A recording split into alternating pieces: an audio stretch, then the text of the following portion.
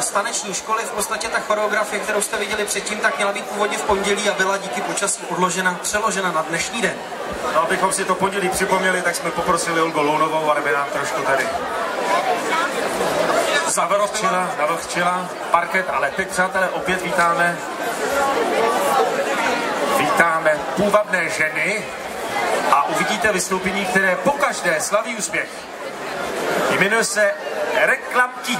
Ano, proč by neslavilo úspěch, protože kolikrát si člověk říká, koukám na Novu na reklamy a najednou z ničeho nic filmu. Pamatujete na to krásné vajíčko, které vždycky se krásně uklonilo, smeklo klobouk a uvedlo reklamní spot. Taneční škola ženy a Reklamky. Jdeme na to!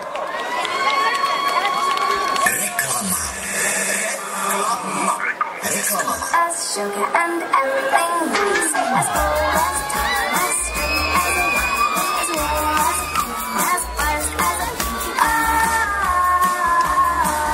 How you wanna be? How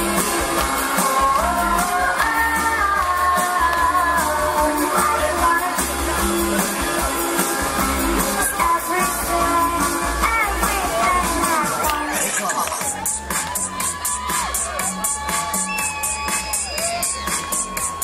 I want.